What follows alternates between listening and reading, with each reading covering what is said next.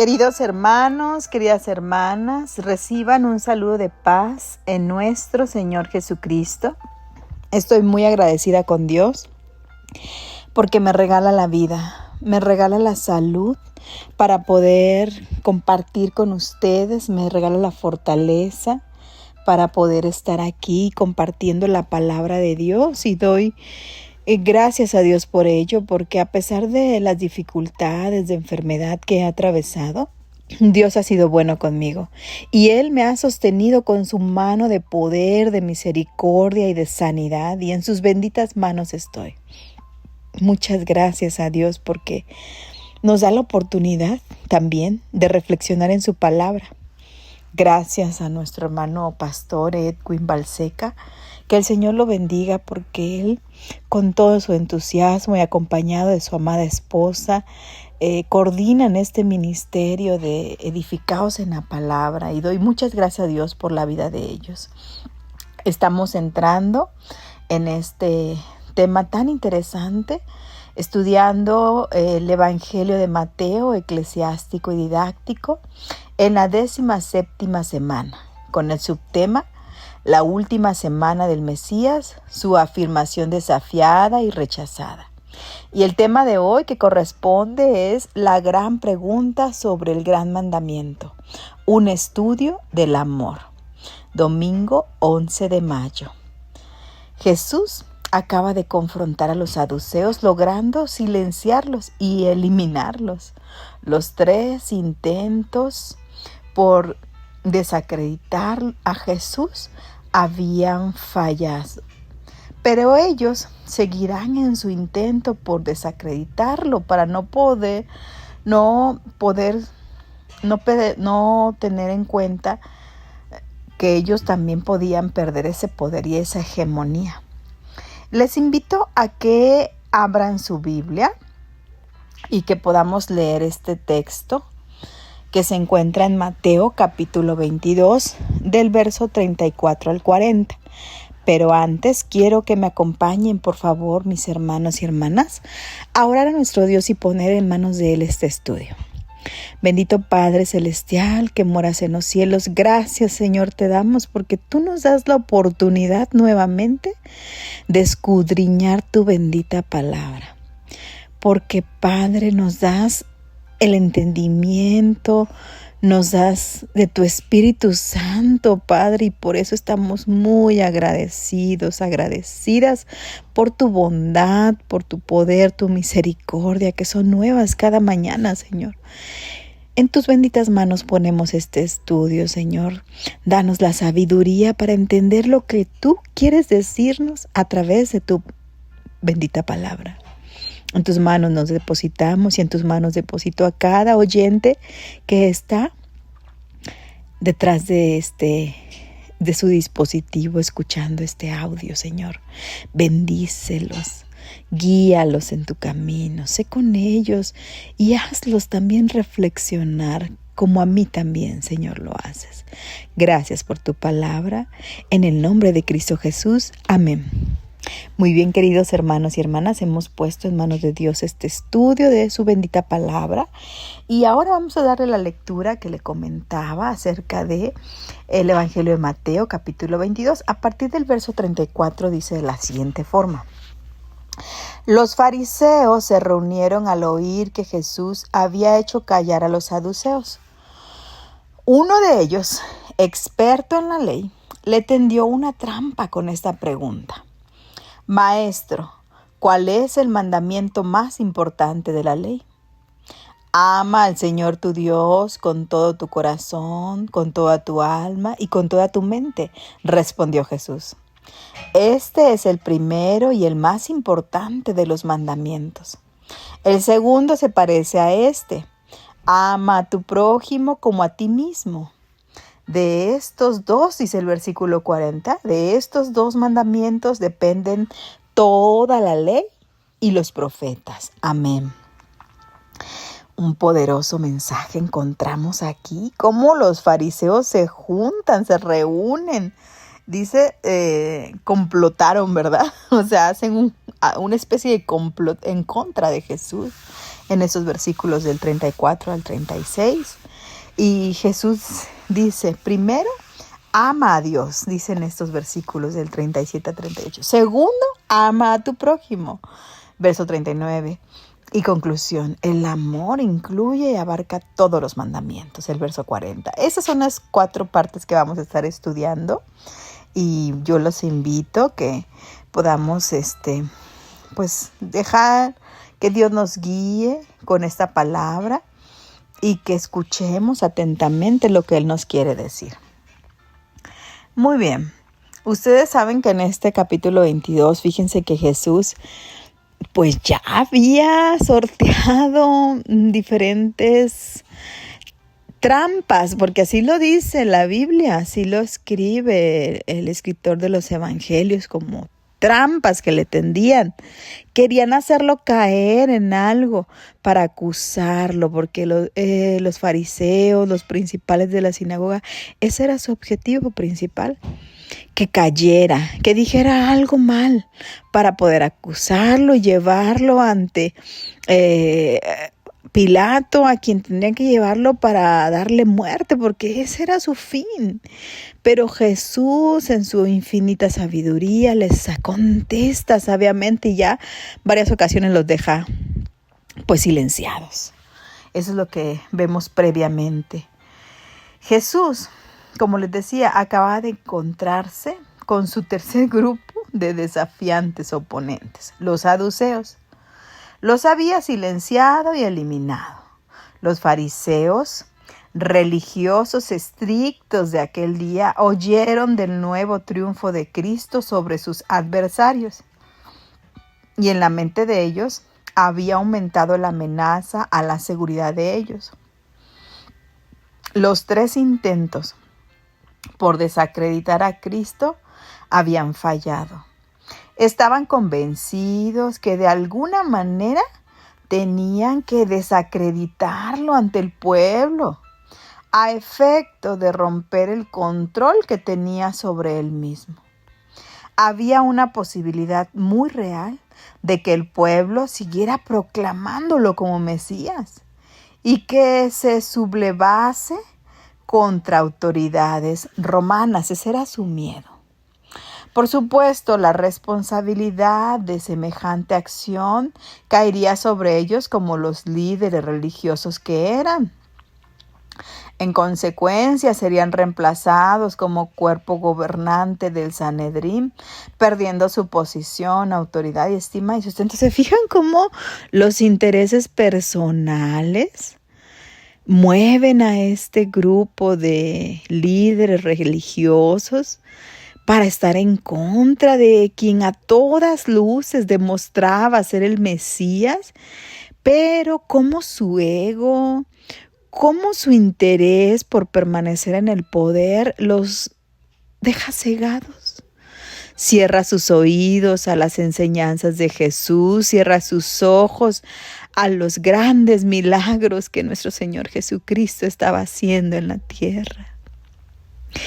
Qué triste que estos líderes que proclamaban a Jesús, que proclamaban el nombre de Dios, que representaban a Dios supuestamente, tenían cerrado su corazón, pero estaba cerrado por su ego, por sus ganas de poder, por estar siempre en esa posición privilegiada. Gran mensaje, gran desafío para nosotros en nuestros días. Dios nos ayude a jamás cerrar nuestros ojos al Maestro, cerrar nuestros oídos al llamado de Dios con tal de permanecer en alguna posición. Dios nos libre de todo eso. Entonces, ¿qué pasa en esa situación?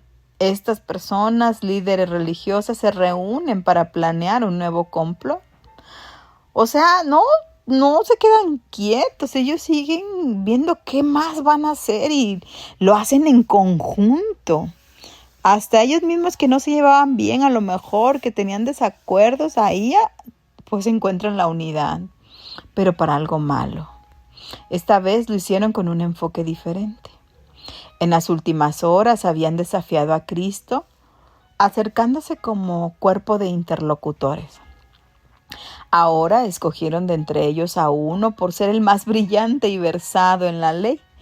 Era como un intérprete, ¿no? O un escriba. Sin embargo, había algo respecto a este brillante intérprete de la ley que los otros desconocían. Aparentemente su corazón había sido tocado por Cristo.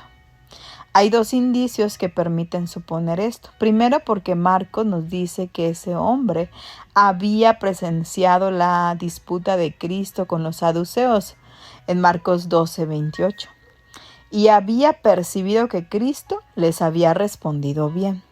Segundo, el término de su propia discusión con Cristo. Cristo le dijo, no estás lejos del reino de Dios, según Marcos 12:34. Esto indica que el intérprete de la ley había estado pensando profundamente en Cristo y que estaba bajo esta convicción. Hubo algo en Cristo que tocó una cuerda en el interior de este hombre. Su corazón fue tocado y profundamente motivado.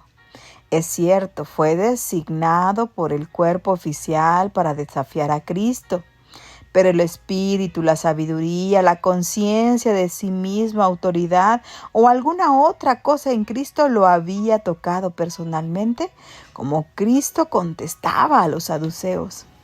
Algo había motivado su corazón para preguntar y querer escudriñar más de él. Cristo usó la ocasión para enseñar al hombre la mayor provisión y el mayor deber de la vida humana. El amor proveerá para toda necesidad que tenga el hombre.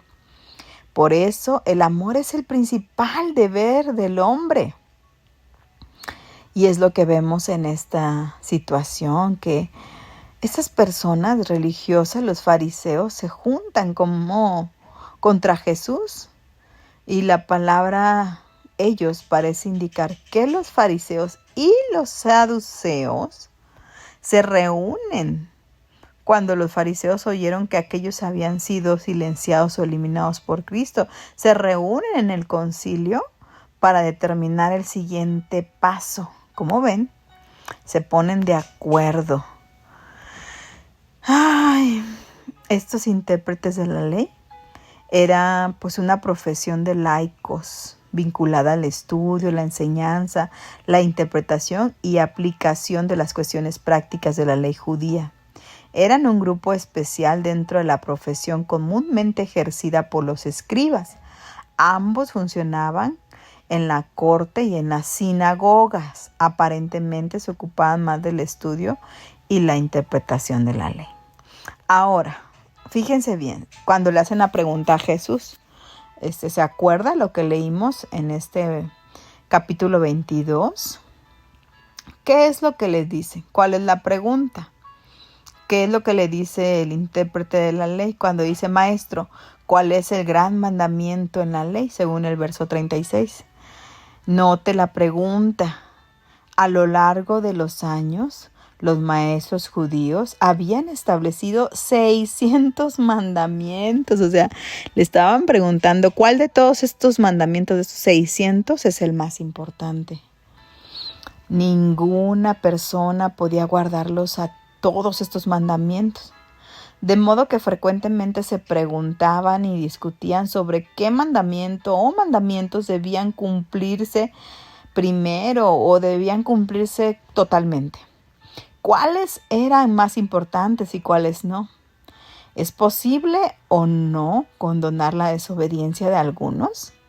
¿Cuáles son los mandamientos de peso y cuáles son los más superficiales? Si una persona guarda el más grande de los preceptos, puede ser excusada por fallar los otros. Fíjense todas esas dudas existenciales que tenían, que eran reales porque dedicaban mucho tiempo en estar discutiendo estas situaciones, pero sí querían tenderle trampas y era algo como para tentarlo, para ver si caía, para ver si se equivocaba, ¿verdad? Este era el pecado que atacó Santiago, que dice en Santiago 2:10, porque cualquiera que guardare toda la ley, pero ofendiere en un punto, se hace culpable de todos. Cristo mismo enseñó que algunas leyes incluían todo y eran más amplias que otras.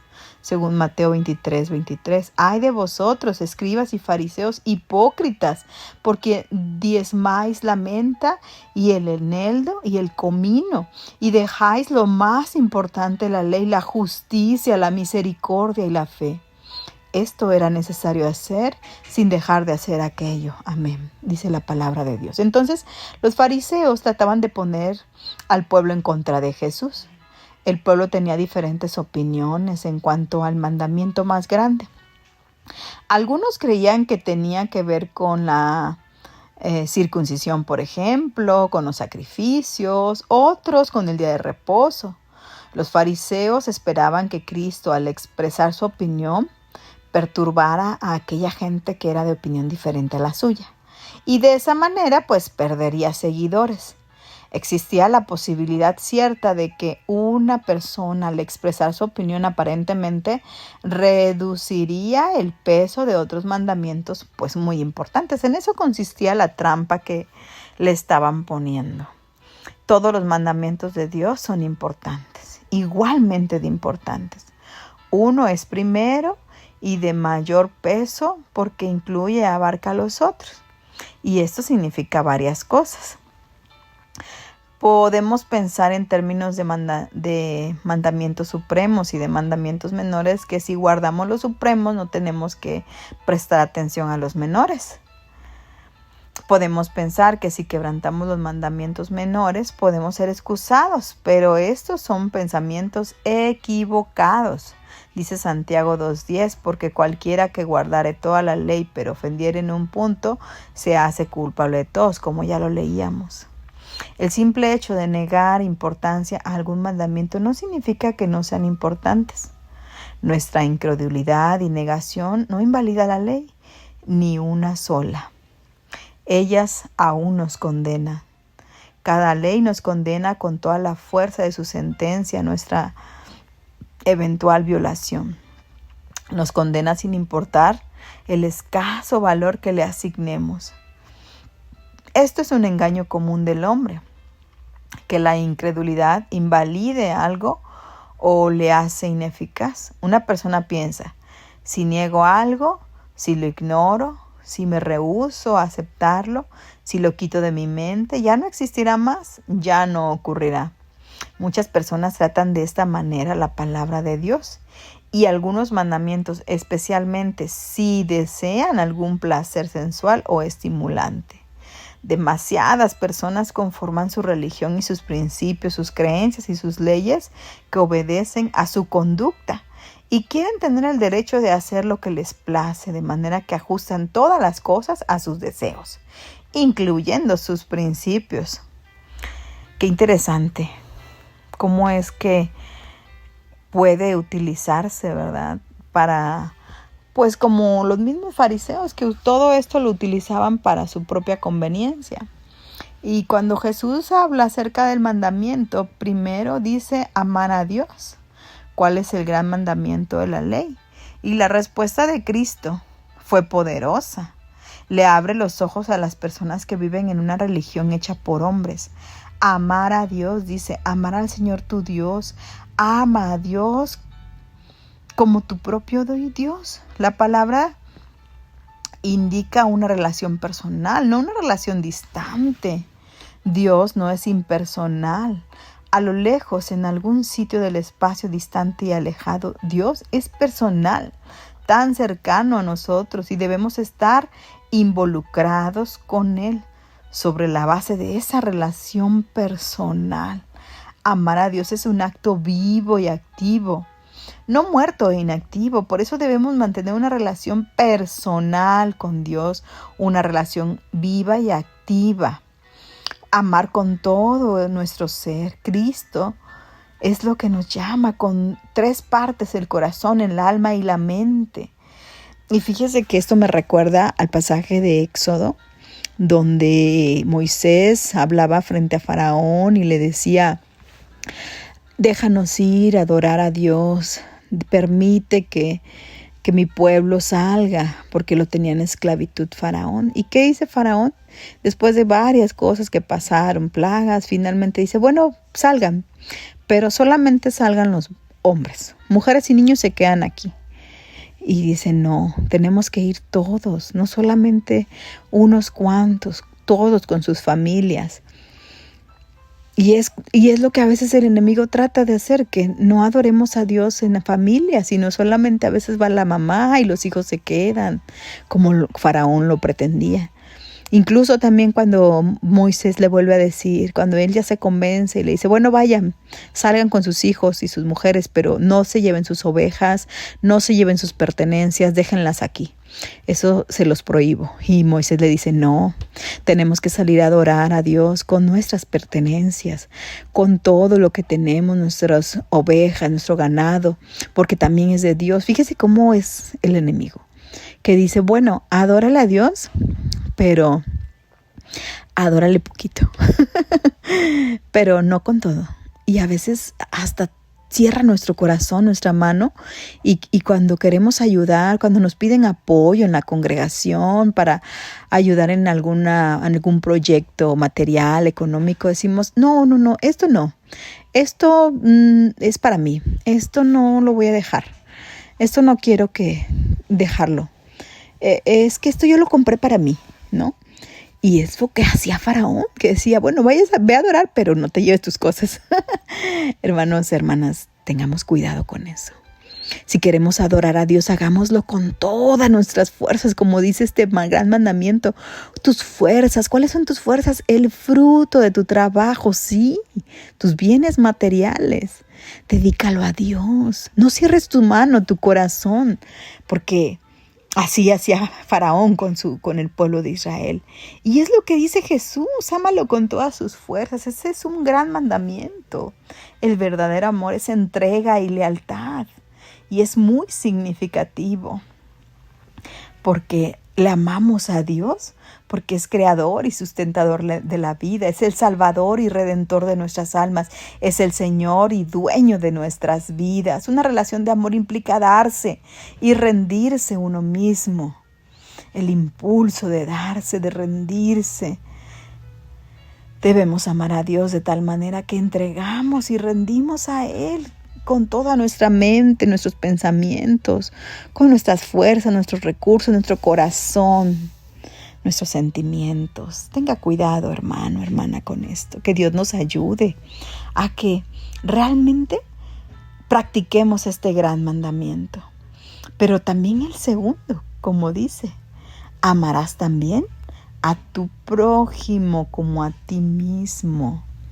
Fíjense cómo es que Dios nos llama a esto. Amor al prójimo. Cristo dio este segundo mandamiento, amarás a tu prójimo. Y el intérprete no había preguntado por el segundo, pero el primer mandamiento es abstracto, no puede ser visto o entendido. Por eso Jesús dice, es preciso que haya una demostración, un acto, algo hecho para que ese amor sea visto. Y ama a Dios, dice, ama a tu prójimo como a ti mismo. Qué interesante y qué profunda enseñanza nos deja Jesús de lo primordial que Dios quiere de nosotros es que amemos a nuestro prójimo. No el de hacer cosas religiosas, sino hacer cosas más bien de que ayuden a nuestro prójimo, a las personas que están a nuestro alrededor. Que sea un amor en acción, un amor en activo, que bendiga a los demás, a las personas que nos rodean, que seamos de bendición, que nuestra vida sea de bendición. Ese es el llamado, hermanos. Reflexionemos en esta parte. ¿Qué quiere Dios de nosotros? ¿Qué quiere que hagamos? ¿A qué somos llamados? A obedecerle, a amarlo.